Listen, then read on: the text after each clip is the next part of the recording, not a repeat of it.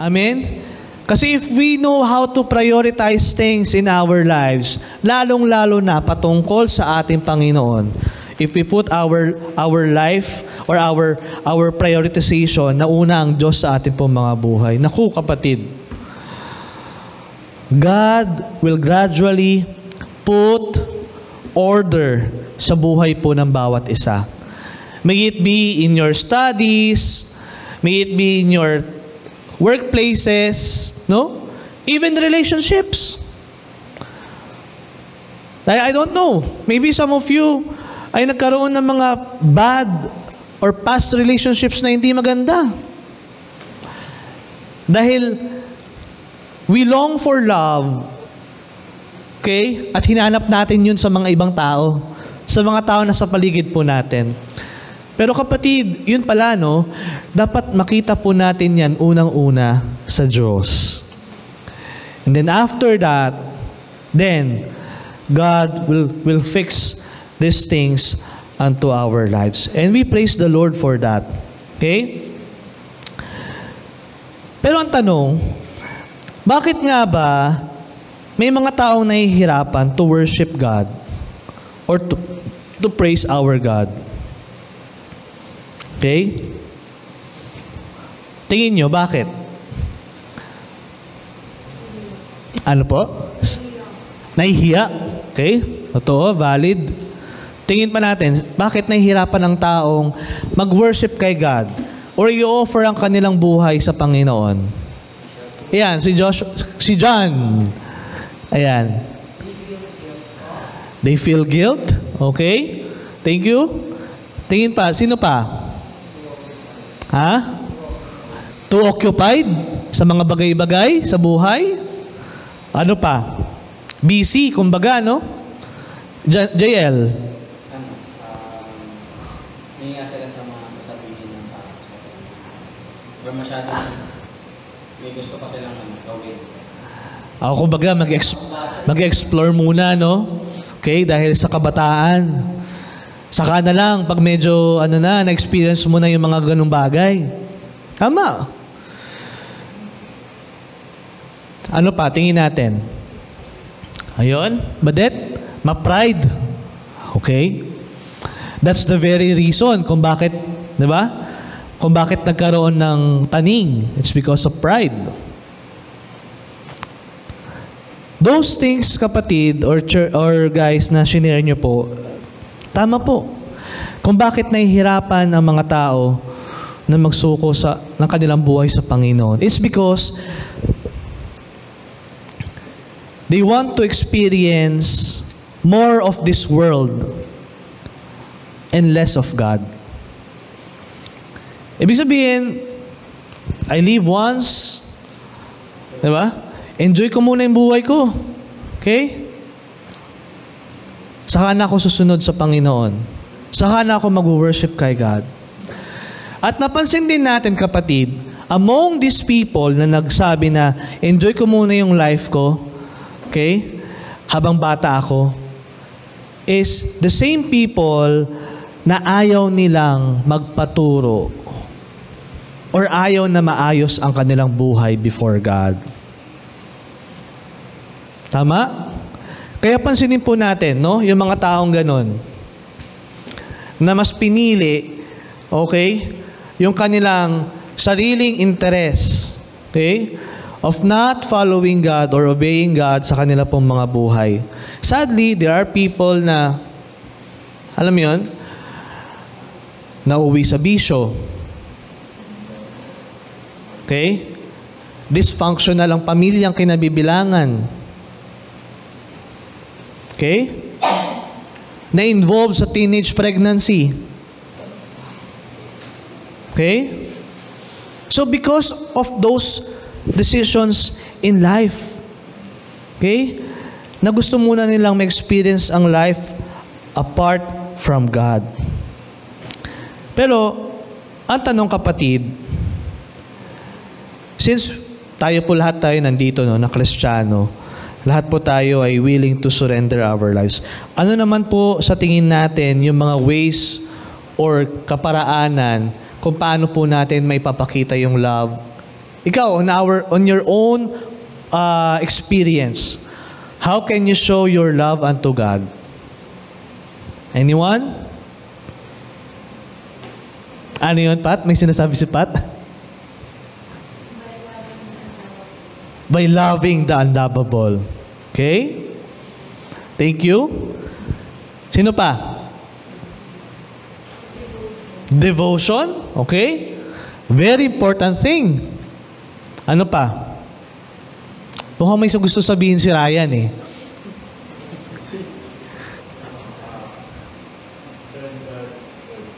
Learn God's Word. Okay? Pagbabasa ng salita ng Panginoon. Ano pa? AJ, ano may gusto kong sabihin, AJ? Obeying God. Thank you guys for being so generous. Yan. Ilan lang po yan sa mga ways or kaparaanan on how we can show our love unto God. Alam niyo po, the mere fact na nandito tayo sa lugar na ito, right at this very moment, we are showing our love unto God. Kasi, we might as well spend our time with our friends, going somewhere, mag-mall, mag-enjoy buhay bilang kabataan. Bakit nandito tayo nag-aaral? Bakit tayo mas pinili nating magpakalalim sa salita ng Panginoon? It's because we love God. Amen? It's because we want to honor and glorify our Father. So, aside from loving God means worshiping Him alone, loving God means obeying Him. Okay? Ang sinasabi dito ni Ryan kanina, ni AJ. In John chapter 14 verse 15, if you love me, you will obey what I command. In verse 21, whoever has my commands and obeys them, he is the one who loves me. He who loves me will be loved by my Father, and I too will love him and show myself to him. Yan po ang standard ng Diyos. Kung paano po natin may papakita ang pagmamahal sa Panginoon is about our desire to follow and obey His commands. Okay? Sabi dyan, love is not just a spontaneous outburst of emotions. Dito po tayo madalas, dito po tayo madalas na pumapalya na sometimes, because of our emotion, parang yun na yung maipapakita natin na, ay gusto ko yung tong taong ito. Mahal ko tong taong ito. Kaya gagawin ko yung mga bagay-bagay na makapagpapasaya sa kanya. Unfortunately, that's the world is telling to us right now, di ba? Okay? Gawin mo yung magpapasaya sa'yo. Yung makapagpapasaya sa mahal mo sa buhay. Pero, kung atin pong sisiya sa atin o aalamin, it's all emotions, kapatid. Dahil dun mo makikita, ay wala pala talagang commitment. Ay wala naman pala talagang genuine na interest. Okay? Gusto lang pala makuha yung gusto niya makuha. At kapag nakuha na yon, bye-bye. It's not love. It's not love. It's more of an emotion. Okay? It goes beyond what you say and can only be proved by your actions. Ito yung maganda, di ba? Na kung saan the world would tell you, okay, mahal mo ba ako? Patunayan mo nga. I-prove mo nga sa akin. The world would tell you. And then these people na hindi nila alam yung trap na iyon would fail. Diba?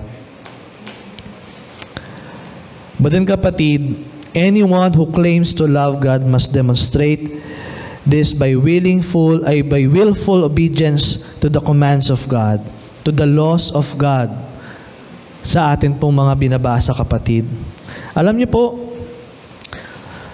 why every Sunday we read the Word of God? It's because what? Faith comes from hearing and hearing and hearing the Word of God. Amen? And once we grow our faith in the Lord, dun po tayo lalim ng ating relasyon sa Panginoon, at ganun na lamang magiging resulta niyan is yung our desire to follow God and to obey His commandments sa ating pong mga buhay. It's because the faith that we have right now, it's not the same compared before. Diba? Na tayo po ngayon na nag-undergo ng discipleship or this fellowship po or pagkatuto sa Panginoon, we are expected to be mature. What we are eating right now, kapatid, it's not just the milk. Okay? Di ba? Pag ang sanggol, baby, bawal siya sa solid food, bawal siya sa mga table food. Kailangan niya either breast milk or formula milk. Kasi that's the thing, or milk na kaya pang i-digest or i-process ng baby. Pero as you grow older, di ba? Yan, simula ka nang kumain ng mga fruits, vegetables, mga masasarap na pagkain, kahit mga fast food chain, kakainin mo na. Okay? Kasi nag-mature ka na, lumaki ka na eh. Ganon din po tayo dito, kapatid. We are expected to grow and grow and grow. Right now, we are in the level of knowing Christ. Pati hindi po tayo matatapos doon. Dapat po tayo ay nagle-level up. Dapat po tayo ay kumakain naman ngayon ng word ng Lord na meron ng form, meron ng texture. Okay? Hindi lang puro milk. Dahil tapos na po tayo doon. This time, we will mature in the Lord. Ngayon, ang tanong, why do you think obedience best proves your love for God? Tingin po natin, bakit kaya?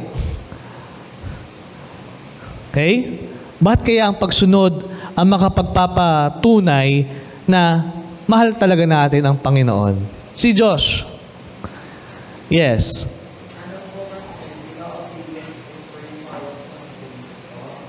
Yes.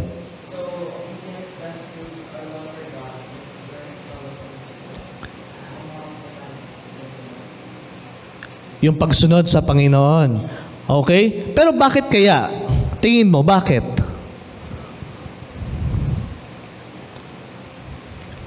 Yes, bro. Submission sa ating Panginoon?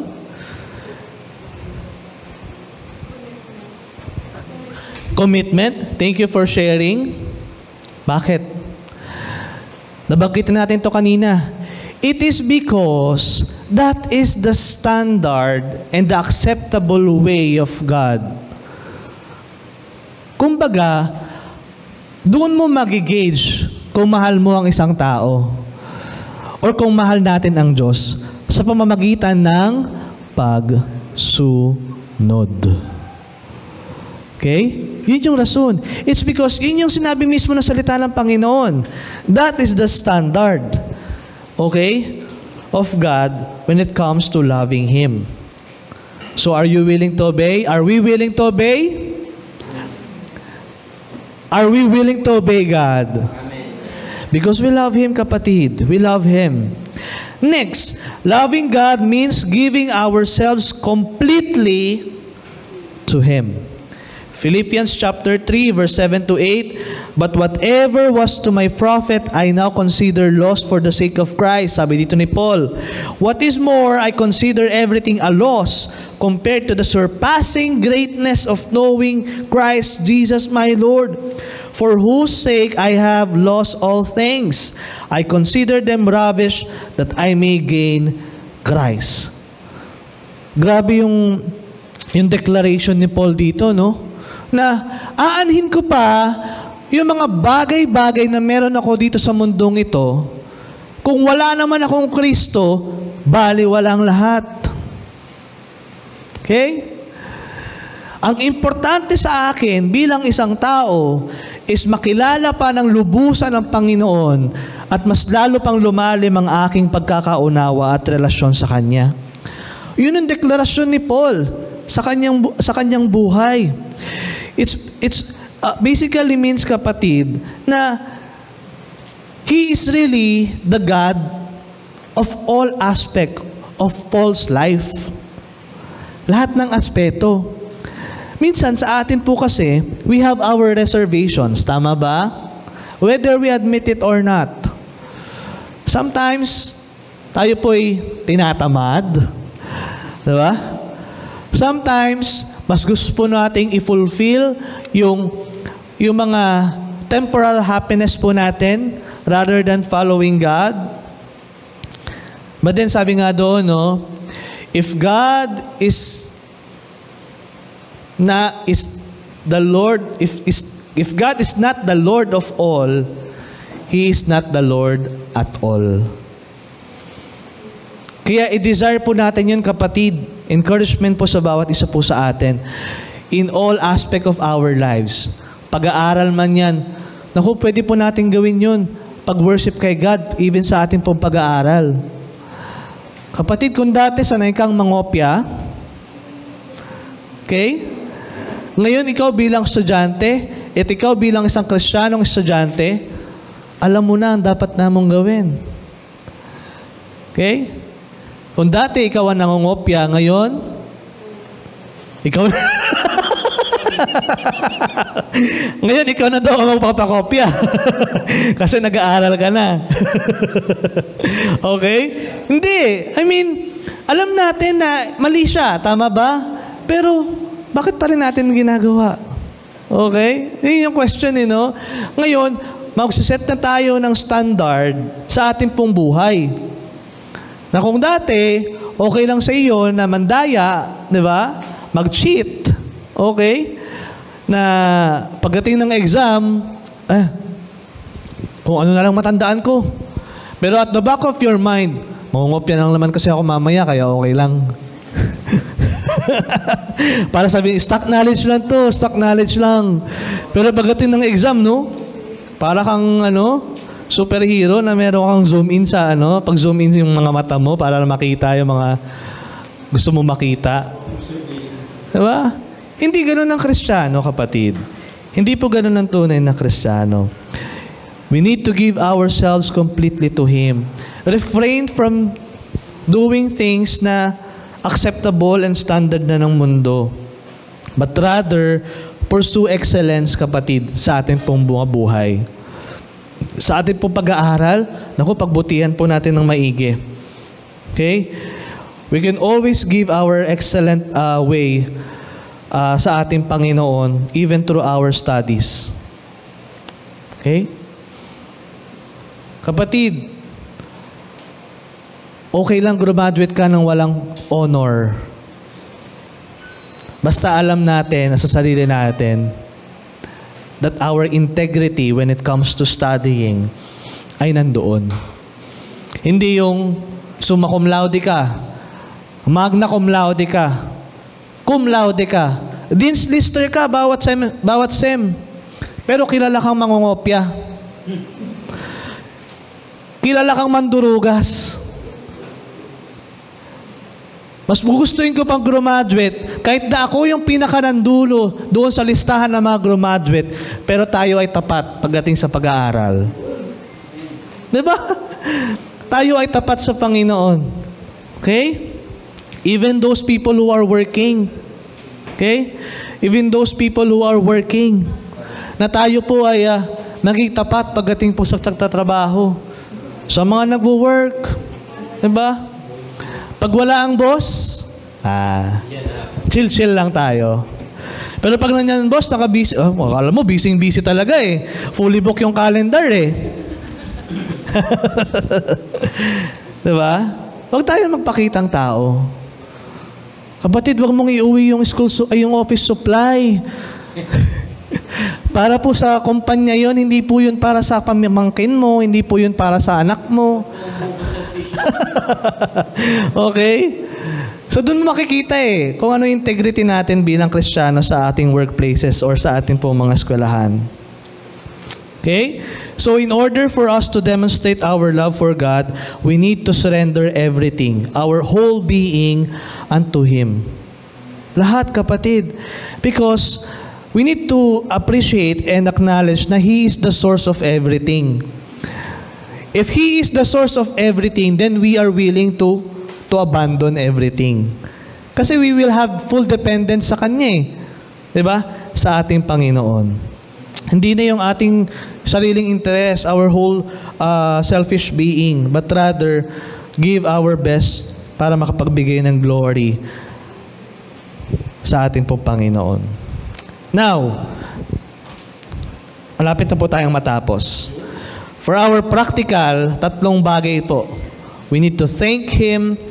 First, we need to spend some time to thank Him for the love He has for you. Don't hold back.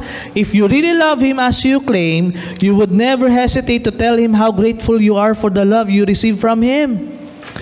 Kaya nga, I'm just wondering, when it comes to worship, that's the perfect time for you to show and say how much we love God. Di naman tinitignan ng Diyos kung sintonado ka eh. Di naman tinitignan ng Diyos kung maganda yung boses mo eh. Ang tinitignan ng Lord ay ang ating mga puso. Kung ang heart mo is to thank God, then so be it. Huwag po tayo mag-alinlangan. Minsan nag-aalinlangan tayo kasi, kuya, baka i-judge ako nung katabi ko eh. Mali pa yung sinasabi ko. I'm praying in English. Baka mamaya makita niya pa, mali yung grammar ko sa English. Diba? What matters, kapatid, is yung ating heart before the Lord. And if we want to thank God. Because the love that we have received right now, ay naku kapatid, hindi po ito pwedeng ikumpara sa pagmamahal na natanggap mo galing sa mga ex mo. Hindi pa pwede ang ikumpara sa pagmamahal na natanggap mo even at your current relationship right now. And mind nyo kapatid, kahit pagmamahal ng ating mga magulang, hindi po natin pwedeng ikumpara sa pagmamahal na i-demonstrate ng ating Panginoong sa atin po bilang Kanyang mga anak. Amen? We thank the Lord for that. Say it, kapatid. Let's be very proud. Declare it upon our lives that we are grateful and thankful because we are serving a living, true God. Amen? Next, think of Him. Make Him your greatest desire and pleasing Him as your utmost aim. Think of ways on how you can honor God with your thoughts, words, and deeds. Okay? Aside sa pagpapasalamat natin sa Diyos o sa ating Panginoon, we always want to have that opportunity, kapatid, dapat, on how we can give glory unto our God. Okay? Wag palagi yung sentro tayo. For example, in our prayer, ilang percent diyan ang nakasentro sa atin? 80%? Taas, no? Kasi yung prayer natin, Lord, bless niyo po ako. Lord, pengi po noon. Imbis na maging Panginoon, naging pengi noon na. Pengi noon. Okay? We thank the Lord for His provision. But then, mag-isip po tayo ng ways on how we can really give our glory and honor unto God sa ating isip, salita, at gawa. And then, as we do those things, kapatid, we need to put our full trust and confidence sa ating pong Panginoon. We give our life completely to Him. For we know, kapatid, na ang Panginoon ay laging may magandang plano para sa iyo at para sa akin. In whatever area or circumstances na meron ka ngayon, or chapter ng life mo, may it be ikaw ay estudyante ngayon, okay? Nahihirapan ka sa isang specific subject na ito, ayaw mo ng math, isinusuka mo ang math. Huwag kang mag-alala, parehas tayo. Okay? Pero kapatid, that's one thing that we need to really,